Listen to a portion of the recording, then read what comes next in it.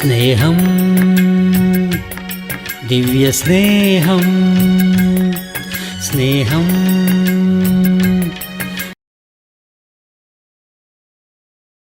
യോഹന്നാന്റെ സുവിശേഷം 5-ാം അധ്യായം 2-ാം വാക്യം മുതൽ വായിക്കുകയാണ്. ശ്രദ്ധിക്കൂ.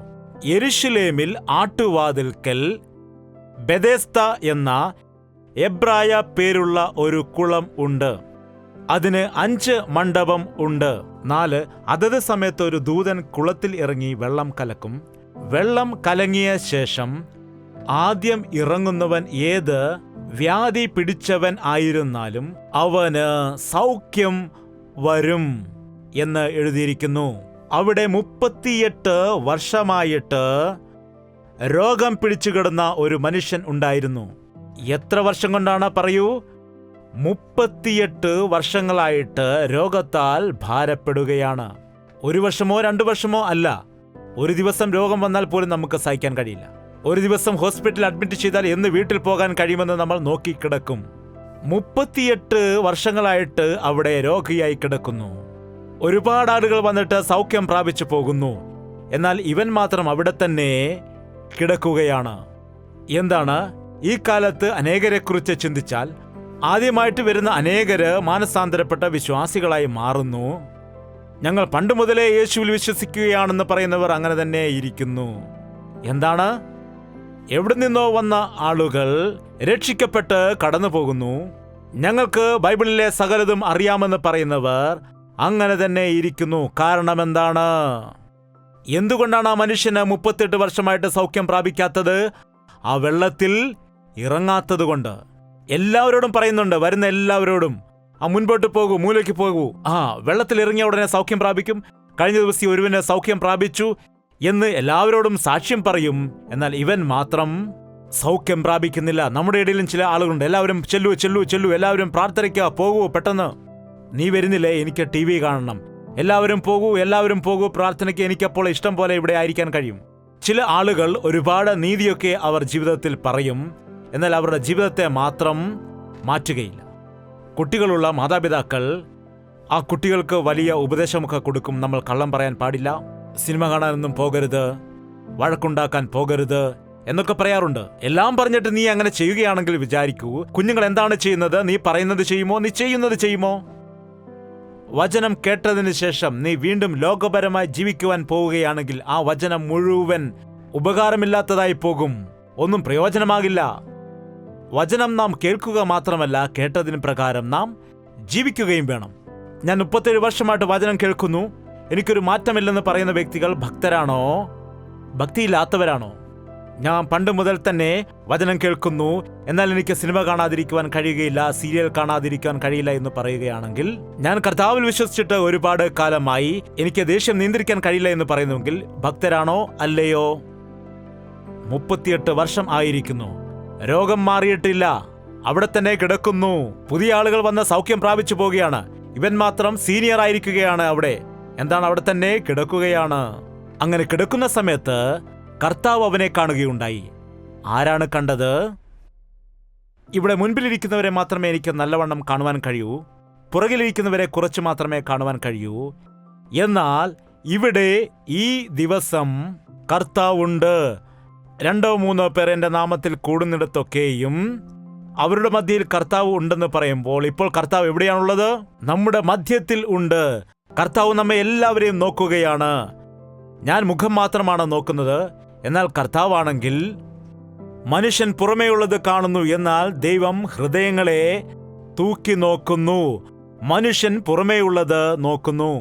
ഈ മകൾ എൻ്റെ അടുക്കലേക്ക് എത്ര ദൂരത്ത് നിന്നാണ് വന്നത്? അവളുടെ പ്രശ്നം എന്താണ്? അവളുടെ രോഗം എന്താണ്? ഇവളെ വിടുവിക്കണം, ഇവൾക്ക് സൗഖ്യം കൊടുക്കണം, ഇവളെ ആശ്വസിപ്പിക്കണം, ഇവളെ രക്ഷിക്കണം, ഇവർക്ക് ഈ ദിവസം വിടുതൽ കൊടുക്കണം. അതിനുവേണ്ടി പരിശുദ്ധാത്മാവ് നമ്മുടെ നടുവിൽ സഞ്ചരിച്ചു കൊണ്ടേയിരിക്കുന്നു. ആ കുളത്തിനരികിലേക്ക് കർത്താവ് വരുന്നു. അവനെല്ലാം കണ്ടുകൊണ്ട് വരികയാണ്.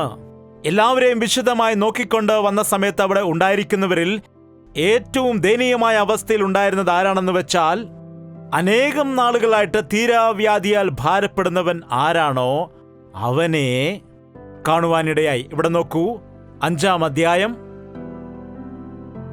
6-ാം വാക്യം. അവൻ കിടക്കുന്നത് യേശു കണ്ട് ഇങ്ങനെ ഏറിയ കാലമായിരിക്കുന്നു എന്ന് അറിഞ്ഞു. കർത്താവ് കാണുന്നവനുമാണ്, പറയൂ, അറിയുന്നവനുമാണ്. കാണുകയും അറിയുകയും ചെയ്യുന്നത് ഒന്നാണോ? എന്നെ കണ്ടിട്ടുണ്ടോ എന്ന് ചോദിച്ചാൽ നേരത്തെ ബസ് സ്റ്റാൻഡിൽ വെച്ച് കണ്ടിട്ടുണ്ടെന്ന് പറയും. എന്താണ് അറിയുക എന്ന് വെച്ചാൽ നീ ആരാണ്, നിന്റെ പേരെന്താണ്, നിന്റെ ഭാര്യയുടെ പേരെന്താണ്, നീ എവിടെ താമസിക്കുന്നു, നിനക്കെത്ര കുട്ടികൾ, നീ എന്ത് ജോലി ചെയ്യുന്നു, ഇങ്ങനെ എല്ലാ വിഷയങ്ങളും അറിയുന്നതാണ്. യേശുക്രിസ്തു നമ്മെ കാണുന്ന ദൈവമാണോ, അറിയുന്ന ദൈവമാണോ? യേശുവിന് നമ്മുടെ പഴയകാലം മുഴുവൻ അറിയാം. മാതാവിന്റെ ഗർഭത്തിൽ ഉരുവാകുന്നതിന് മുൻപേ അവൻ നമ്മെ കണ്ടു. മാതാപിതാക്കൾ നാം ജനിച്ചപ്പോഴാണ് നമ്മെ കണ്ടത്. എന്നാൽ കർത്താവ് എപ്പോഴാണ് നമ്മെ കണ്ടത്? നാം ജനിക്കുന്നതിന് മുൻപേ അവൻ നമ്മെ കണ്ടു. അന്നു മുതൽ ഇപ്പോൾ വരെയും നീ ഇരിക്കുന്നതും നീ എഴുന്നേൽക്കുന്നതും നീ കിടക്കുന്നതും നീ നടക്കുന്നതും അവന് നന്നായി അറിയാം. നീ സംസാരിക്കുന്നതിന് മുൻപ് തന്നെ നീ എന്താണ് പറയുന്നതെന്ന് അവന് അറിയാം. കാരണം നിന്റെ ഹൃദയത്തിന്റെ അന്തരംഗങ്ങളെ അവൻ അറിയുന്നവൻ ആണ്. അവൻ അവിടെ കിടക്കുന്നത് കണ്ടിട്ട് ഈ അവസ്ഥയിൽ അവൻ അനേകം വർഷങ്ങളായിരിക്കുന്നു എന്നത് അറിഞ്ഞിട്ട് അടുത്തു വന്നിട്ട് എന്താണ് ചോദിച്ചത്? നിനക്ക് സൗഖ്യം ആകുവാൻ മനസ്സുണ്ടോ എന്നാണ് ചോദിച്ചത്. എന്തിനാണ് നീ ഇവിടെ ഇങ്ങനെ കിടക്കുന്നത്? നിനക്ക് സൗഖ്യമാകുവാൻ മനസ്സുണ്ടോ? എന്തുകൊണ്ടാണ് ഇവിടേക്ക് വന്നത്? നിന്റെ മദ്യപാനം ഉപേക്ഷിക്കുന്നതിന് വേണ്ടിയാണോ? നിന്റെ കോപം നിയന്ത്രിക്കുവാൻ വേണ്ടിയാണോ? നിന്റെ വഴക്കുണ്ടാക്കുന്ന സ്വഭാവം നിർത്തുവാൻ ആഗ്രഹിക്കുന്നുണ്ടോ? ദൈവത്തിന്റെ ഹിതപ്രകാരം ജീവിക്കുവാൻ ആഗ്രഹിക്കുന്നുണ്ടോ? നിന്റെ അനുസരണക്കേട് ഉപേക്ഷിക്കുവാൻ ആഗ്രഹിക്കുന്നുണ്ടോ? നിന്റെ രോഗത്തിന് സൗഖ്യം പ്രാപിക്കുവാൻ ആഗ്രഹിക്കുന്നുണ്ടോ? നിന്റെ കടബാധ്യതയിൽ നിന്ന് വിടുതൽ പ്രാപിക്കാൻ ആഗ്രഹിക്കുന്നുണ്ടോ എന്ന് കർത്താവ് ചോദിക്കുകയാണ്. എന്താണ് നീ പറയുന്നത്? ഇവനോട് ചോദിച്ചപ്പോൾ, എന്തിനാണ് നീ ഇവിടെ കിടക്കുന്നതെന്ന് ചോദിച്ചപ്പോൾ അവൻ എന്താണ് മറുപടി പറഞ്ഞതെന്ന് നോക്കുക. 7-ാം വാക്യം വായിക്കൂ. കർത്താവ് അവനോട് ചോദിച്ചപ്പോൾ അവൻ എന്താണ് മറുപടി പറഞ്ഞത്? യജമാനനെ, വെള്ളം കലങ്ങുമ്പോൾ എന്നെ കുളത്തിൽ ആക്കുവാൻ എനിക്ക് ആരും ഇല്ല. ഞാൻ തന്നെ ചെല്ലുമ്പോൾ മറ്റൊരുത്തൻ എനിക്ക് മുമ്പായി ഇറങ്ങുന്നു എന്ന് ഉത്തരം പറഞ്ഞു. അനേകം പേർ ഒഴിവുകഴിവുകൾ പറയാറുണ്ട്. സൗഖ്യമാകണമോ എന്ന് ചോദിച്ചപ്പോൾ നോക്ക്, ഇങ്ങനെയുള്ള കാര്യങ്ങൾ ആണ് ഇവിടെയുള്ളതെന്ന് പറയും. ഇതെന്താണ് ഇങ്ങനെയെന്ന് ചോദിച്ചാൽ, അതെ, അതങ്ങനെയാണ്. അതെന്തുകൊണ്ടാണെന്ന് ചോദിച്ചാൽ, അത് അങ്ങനെയാണ്, എൻ്റെ കെട്ടിയവൾ അങ്ങനെ ആയതുകൊണ്ടാണെന്ന് പറയും. കെട്ടിയവൾ അങ്ങനെ ആയതുകൊണ്ടാണെന്ന്. എന്താണ്, ഇവൻ തന്നെയല്ലേ കെട്ടിയത്? എന്താണ്, ചില ആളുകൾ ഭാര്യമാരെ കുറ്റപ്പെടുന്നത് കാണാം. ഇവൾ കാരണമാണ് എനിക്കൊന്നും ചെയ്യാൻ കഴിയാത്തതെന്ന് പറയും. ഇവനുള്ളത് കൊണ്ടാണ് എനിക്കൊന്നും ചെയ്യാൻ കഴിയാത്തതെന്ന് പറയും. ഭർത്താവിനെ കുറ്റം പറയും. നോക്ക്, ഈ രാക്ഷസന്മാർ, കുഞ്ഞുങ്ങളെ കുറിച്ചാണ് പറഞ്ഞത്. രാക്ഷസന്മാർ എന്റെ തല തിന്നുകയാണെന്ന് പറയും. ചർച്ചിൽ പോകാൻ കഴിയില്ല, എനിക്ക് പ്രാർത്ഥിക്കാൻ കഴിയില്ല. ഈ നാശം പിടിച്ചവർ ഒരിക്കലും അങ്ങനെ പറയരുത്. നിങ്ങളുടെ മക്കൾ നിങ്ങളുടെ സ്വത്തല്ല. ഉദരഫലം യഹോവ നൽകുന്ന ദാനമാണ്. മക്കൾ അവൻ നൽകുന്ന അവകാശം. നിങ്ങൾക്ക് എത്ര ദേഷ്യം വന്നാലും കുഞ്ഞുങ്ങളെ ശാസിക്കുക, ചീത്ത വിളിക്കരുത്. വഴക്കു പറയുന്നത് വേറെ, ശിക്ഷിക്കുക അല്ലാതെ തല്ലരുത്. ശിക്ഷിക്കുന്നത് വേറെ, തല്ലുന്നത് വേറെയാണ്. തല്ലുന്നത് വേറെയാണ്. കൈ കിട്ടുന്നത് വലിച്ചെറിഞ്ഞ്, കൈ കിട്ടുന്നത് കൊടയാണെങ്കിൽ കൊടയെടുത്ത്, ഫോണാണെങ്കിൽ ഫോൺ എടുത്തിട്ട്, ചെരുപ്പാണെങ്കിൽ ചെരുപ്പെടുത്തിട്ട് അടിക്കുന്നതല്ല ശിക്ഷ എന്നത്. പിന്നെ അവന്റെ തല പൊട്ടിയപ്പോൾ ഹോസ്പിറ്റലിൽ കൊണ്ടുപോയിട്ട് 15,000 രൂപ പിന്നെ ബില്ല്. അടിക്കണമെങ്കിൽ ചെറിയ ഒരു വടിയെടുത്തിട്ട് ആ കുട്ടിയെ വിളിച്ചിട്ട് ഒരു ചെറിയ അടി കൊടുത്തിട്ട് ഇനി മേലിൽ ഇങ്ങനെ ചെയ്യരുതെന്ന് പറയുന്നതാണ് ശിക്ഷ. അല്ലാതെ നിന്റെ കോപം മുഴുവൻ കുഞ്ഞുങ്ങളുടെ മേൽ കാണിക്കരുത്. അങ്ങനെ ചെയ്യുകയാണെങ്കിൽ കുഞ്ഞുങ്ങൾ പിന്നെ നിങ്ങൾ പറഞ്ഞത് കേൾക്കാതെ നിങ്ങളെ അനുസരിക്കാതിരിക്കുന്നത് കാണാം. അങ്ങനെ അനേകം ആളുകൾ ഇവിടെ വന്ന് പരാതി പറയാറുണ്ട്. കുട്ടികളെ വളർത്തിക്കൊണ്ടുവരുന്നതിലും ദൈവത്തിൻ്റെതായ ജ്ഞാനം നമുക്ക് ആവശ്യമാണ്. കർത്താവേ, ഞങ്ങളുടെ കുഞ്ഞിനെ വളർത്തുവാനുള്ള ജ്ഞാനം ഞങ്ങൾക്ക് നൽകണമെന്ന് മനോഹയും കുടുംബവും പറഞ്ഞു. ശിംശോന്റെ മാതാപിതാക്കൾ എന്താണ് പറഞ്ഞത്? ഞങ്ങളുടെ മക്കളെ എങ്ങനെ പഠിപ്പിക്കണം എന്ന് ഞങ്ങളെ പഠിപ്പിക്കൂ. ഈ ദിവസം കർത്താവ് നിന്നോട് ചോദിക്കും, നിന്റെ കുറവെന്താണ്, നിന്റെ വിഷമം എന്താണ് എന്ന് ചോദിക്കുമ്പോൾ നീ അതിനുള്ള മറുപടി കർത്താവിനോട് പറയുകയല്ലാതെ വേറെ ആരെയെങ്കിലും കുറ്റപ്പെടുത്തുക എന്നത് പ്രയോജനമില്ലാത്തതാണ്. മനുഷ്യന്റെ ജീവിതത്തിൽ ആദാമും ഹവ്വായും പാപം ചെയ്ത അന്നു മുതൽ ഇന്നുവരെയും മനുഷ്യനോട് എന്തെങ്കിലും ചോദിച്ചാൽ മറ്റുള്ളവരിൽ പഴിചാരുകയല്ലാതെ തന്റെ തെറ്റിനെ അവൻ അംഗീകരിക്കില്ല. നിങ്ങൾക്കറിയാമോ, ആദാമിനെയും ഹവ്വായെയും സൃഷ്ടിച്ചപ്പോൾ ആദാമിന്റെ അടുക്കൽ ഹൗവായെ കൊണ്ട് നിർത്തിയ സമയത്ത് അവൻ എന്താണ് പറഞ്ഞത്? എൻ്റെ അസ്ഥിയിൽ നിന്ന് അസ്ഥിയും എന്റെ മാംസത്തിൽ നിന്ന് മാംസവും എന്റെ തക്കതായ തുണയാണ് നരനിൽ നിന്ന് എടുത്തതുകൊണ്ട് ഇവളെ നാരി എന്ന് വിളിക്കപ്പെടും എന്ന് പറയുവാനിടയായി. എന്നാൽ പാപം ചെയ്തു പോയ സമയത്ത് ആദാമേ, നീ എവിടെ ആയിരിക്കുന്നു? തിന്നരുത് എന്ന് പറഞ്ഞ പഴം നീ തിന്നുവോ എന്ന് ചോദിച്ചപ്പോൾ എന്താണ് പറഞ്ഞത്? എന്റെ അസ്ഥിയിൽ നിന്നുള്ള അസ്ഥി, എന്റെ മാംസത്തിൽ നിന്നുള്ള മാംസം അവൾ തന്നതുകൊണ്ട് ഞാൻ തിന്നാൻ പാടില്ലേ എന്നാണ് പറഞ്ഞത്. എന്താണ് പറഞ്ഞത്? നീ എന്നോടു കൂടെ ഇരിപ്പാൻ തന്നതായ ഈ സ്ത്രീ തന്നതുകൊണ്ടാണ് ഞാൻ കഴിച്ചത്. ഞാൻ നല്ലവൻ ആണ്. നീ തന്നെയാണ് തന്നത്. ആരെയാണ്? ഈ ഭാര്യയെ. നീ തന്നതായ ഭാര്യ നൽകിയത് കൊണ്ടാണ് ഞാൻ കഴിച്ചത്, അല്ലാതെ എന്റെ തെറ്റല്ല. എന്താണ്? നിനക്ക് സൗഖ്യമാകാൻ മനസ്സുണ്ടോ എന്ന് ചോദിച്ചപ്പോൾ അതിന് മറുപടി പറയാതെ എനിക്ക് ആരുമില്ല. ഇന്ന് അനേകം ആളുകളും ഇങ്ങനെ തന്നെയാണ് പറയുന്നത്. എനിക്ക് ആരും ഇല്ല, എന്നെ ആരും മനസ്സിലാക്കുന്നില്ല, എനിക്കാരും സഹായം ചെയ്യുന്നില്ല, എനിക്കാരും കൂട്ടുകാരില്ല, എന്നെ ആരും മനസ്സിലാക്കുന്നതേ ഇല്ല എന്ന് പരാതി പറയുന്നവർ ഒരുപാട് ആളുകളുണ്ട്. ഒരുപക്ഷെ നിങ്ങളിൽ പലരും അങ്ങനെ ഉണ്ടായിരിക്കാം. എന്റെ കാര്യങ്ങൾ ആരും മനസ്സിലാക്കുന്നില്ല, എന്നെക്കുറിച്ച് എനിക്ക് തന്നെ പലപ്പോഴും മനസ്സിലാകുന്നില്ല, എനിക്കുണ്ടായിരിക്കുന്ന പ്രശ്നങ്ങൾ എന്നെ ഒരുപാട് വേദനിപ്പിക്കുന്നു എന്ന് എല്ലാവരും പറയേണ്ട ഒരു അവസ്ഥയിലാണ് ഇന്നുള്ളത്. ഒരു കാര്യം ഓർക്കുക, മനുഷ്യരിൽ ആശ്രയിക്കുന്നതിനേക്കാൾ യഹോവയിൽ ആശ്രയിക്കുന്നത് നല്ലത്. മനുഷ്യൻ നിന്നെ ആശ്വസിപ്പിക്കുന്നില്ല എന്ന് പറഞ്ഞ് വിഷമിക്കുന്നതിനേക്കാൾ നിന്നെ ആശ്വസിപ്പിക്കുന്ന കർത്താവ് ഉണ്ട് എന്ന് വിശ്വസിക്കുന്നതാണ് ഉത്തമം. യേശുക്രിസ്തുവിനെ നിന്നെ മനസ്സിലാക്കുവാൻ കഴിയും. കാരണം അവൻ ആകാശത്തിരിക്കുന്ന ദൈവമല്ല. അവൻ എവിടെയാണുള്ളത്? നമ്മെപ്പോലെ ഈ ഭൂമിയിലേക്ക് ഇറങ്ങി വന്ന് നമ്മെപ്പോലെ ശരീരത്തിൽ ജീവിച്ച്, നാം ഇപ്പോൾ ജീവിക്കുന്നതായ ഈ ഭൂമിയിൽ അവൻ ജീവിച്ച് എല്ലാ രീതിയിലും അപമാനിക്കപ്പെട്ട് വേദന അനുഭവിച്ച് ജീവിച്ചവൻ ആണ്. നമുക്ക് വേണ്ടി അവൻ സകലതും സഹിച്ചവനാണ്. അതുകൊണ്ട് നമ്മുടെ ബുദ്ധിമുട്ട് അവന് അറിയാം. നിനക്കാരും ഇല്ല എന്ന് നീ വിഷമിക്കുന്നുണ്ടോ? നീ 38 വർഷമായി ഇവിടെ കിടക്കുന്നു എന്ന് അറിഞ്ഞിട്ട് നിന്നെ വിടുവിക്കുന്നതിന് വേണ്ടി, നിനക്ക് സൗഖ്യം നൽകാൻ, നിന്നെ രക്ഷിക്കുവാൻ വേണ്ടിയാണ് ഞാൻ വന്നത്. നിനക്ക് ആരുമില്ല എന്ന് നീ പറയണ്ട, നിനക്ക് ഞാനുണ്ട് എന്ന് പറഞ്ഞിട്ട് കർത്താവ് അത്രയും ആളുകൾ അവിടെ കിടന്നിരുന്നിട്ടും ഇവന്റെ അടുക്കൽ വന്ന് സൗഖ്യമാകാൻ മനസ്സുണ്ടോ എന്ന് ചോദിച്ചപ്പോൾ എനിക്ക് ആരുമില്ല എന്ന് അവൻ പറഞ്ഞപ്പോൾ 8-ാം വാക്യം, യേശു അവനോട് നിന്റെ കിടക്കയെടുത്തുകൊണ്ട് നടക്ക എന്ന ഉത്തരം പറഞ്ഞു. ഉടനെ ആ മനുഷ്യൻ സൗഖ്യമായി തന്റെ കിടക്ക എടുത്തുകൊണ്ട് നടന്നു. ഹല്ലേലൂയ! യേശുക്രിസ്തുവിന്റെ നാമത്തിൽ സൗഖ്യം ഉണ്ട്. 38 വർഷമായി കിടന്ന ആ വ്യക്തിയുടെ ശരീരത്ത് മുഴുവൻ മുറിവുകൾ ഉണ്ടായിരുന്നിരിക്കാം. അവൻ ഒരുപാട് തളർന്ന അവശതയിൽ ആയിരുന്നിരിക്കാം. സാധാരണ എഴുന്നേൽപ്പിച്ചാൽ പോലും എഴുന്നേൽക്കാൻ കഴിയില്ലായിരിക്കും.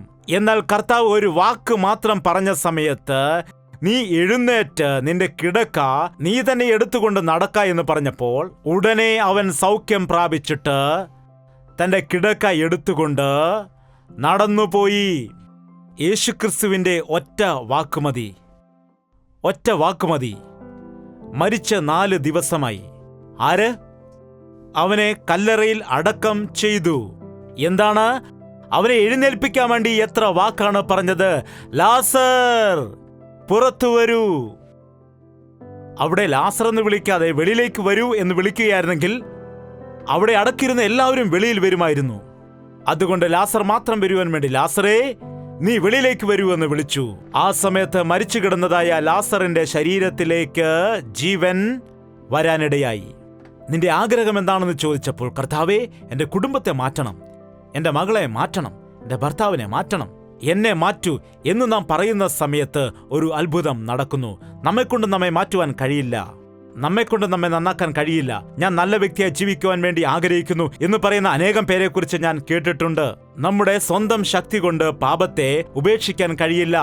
നമുക്ക് ജയിക്കുവാൻ ഉയരത്തിൽ നിന്ന് വരുന്ന ഒരു ശക്തി ആവശ്യമാണ്. യേശുക്രിസ്തു ഉയരത്തിൽ നിന്ന് വന്നവനാണ്. പാപത്തിൽ വീഴാതെ വേർപെട്ട് ജീവിച്ചവനാണ്. നമ്മുടെ പാപത്തിന്റെ പരിഹാരമായി രക്തത്തെ ഒഴുക്കിയ ദൈവമാണ്. അതുകൊണ്ട് യേശുക്രിസ്തു ഒരു വ്യക്തിയെ രക്ഷിക്കുന്ന സമയത്ത് സൗഖ്യപ്പെടുത്തുമ്പോൾ അത് എന്നേക്കുമുള്ള സൗഖ്യമാണ്, എന്നേക്കുമുള്ളതായ രക്ഷയാണ്. അതുകൊണ്ട് നമുക്ക് എഴുന്നേറ്റ് നിൽക്കാം. ഞാനിപ്പോൾ പ്രാർത്ഥിക്കുന്ന സമയത്ത് നിങ്ങൾ ഏത് അവസ്ഥയിലായിരിക്കുന്നു? ഏത് പ്രശ്നത്തിൽ അകപ്പെട്ടിരിക്കുന്നു? നിങ്ങളുടെ കുടുംബത്തിന്റെ പരിസ്ഥിതി എന്താണ്? ഏത് അവസ്ഥയിൽ നിങ്ങൾ ആയിരിക്കുന്നു? നിങ്ങൾ ദൈവത്തോട് സംസാരിക്കുക. ഇപ്പോൾ ദൈവത്തോട് സംസാരിക്കേണ്ടുന്ന സമയമാണ്. പരിശുദ്ധനായ സ്നേഹമുള്ള പിതാവേ, ഒരിക്കൽ കൂടി നിന്റെ നാമത്തിൽ കടന്നു വന്നതായ നിന്റെ മക്കളെ ഒന്ന് നോക്കണമേ. ഏത് കുടുംബത്തിലാണ് രോഗത്താൽ ഭാരപ്പെടുന്ന ആളുകൾ ഉള്ളത്? ആ കുടുംബത്തിൽ നിന്റെ സാന്നിധ്യത്തെ പകരണമേ. പിശാചിന്റെ പ്രവൃത്തികളിൽ നിന്ന് വിടുവിച്ച് പരിശുദ്ധാത്മാവിന്റെ പ്രവൃത്തികളാൽ നിറയ്ക്കണമേ. യൗവനക്കാരോട് കരുണ കാണിക്കണമേ. യൗവനകാലത്തിൽ നിന്റെ മക്കളായി ജീവിക്കാൻ സഹായിക്കണമേ. നിന്റെ അനുഗ്രഹം അവരുടെ ജീവിതത്തിൽ കൊടുക്കണമേ. ജോലിയില്ലാത്തവർക്ക് നീ ജോലി കൊടുക്കണമേ. നിന്നെ ആശ്രയിക്കുന്നവരെ നീ ലജ്ജിപ്പിക്കാത്തവനാണല്ലോ. നന്മയുടെ വഴികളെ നിന്റെ മക്കൾക്ക് തുറന്നു കൊടുക്കണമേ. പാപത്തിൽ വീണ് കിടക്കുന്നവരെ നീ എഴുന്നേൽപ്പിക്കണമേ. വ്യഭിചാരം ചെയ്യുന്ന സ്വഭാവമുള്ളവരെ അതിൽ നിന്ന് വിടുവിക്കുമാറാകണമേ. മദ്യപിക്കുന്നതായ ആളുകൾക്കെല്ലാം നസറേന യേശുക്രിസ്തുവിന്റെ നാമത്തിൽ വിടുതൽ ഉണ്ടാകുമാറാകട്ടെ. ഇന്നു മുതൽ ഞാൻ നിങ്ങളെ അനുഗ്രഹിക്കും എന്നുള്ള വാഗ്ദാനത്തോടുകൂടി ഇവിടെ നിന്ന് പോകുവാൻ ഞങ്ങളെ സഹായിക്കുമാറാകണം. യേശുക്രിസ്തുവിന്റെ നാമത്തിൽ അപേക്ഷിക്കുന്നു പിതാവേ. ആമേൻ, ആമേൻ, ആമേൻ.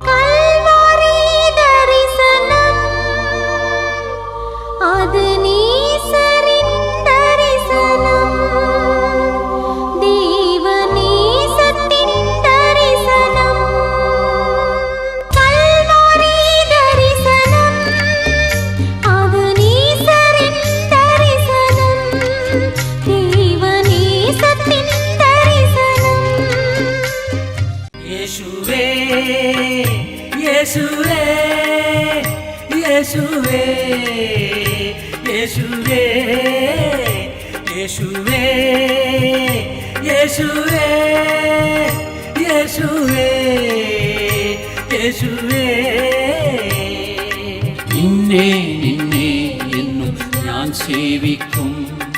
നീ മാത്രം രാജാവെന്നും.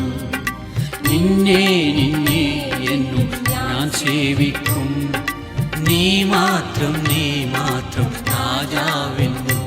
യേശുവേ, യേശുവേ, യേശുവേ, യേശുവേ, യേശുവേ, യേശുവേ, യേശുവേ, യേശുവേ, യേശുവേ, യേശുവേ, യേശുവേ, യേശുവേ, യേശുവേ, യേശുവേ.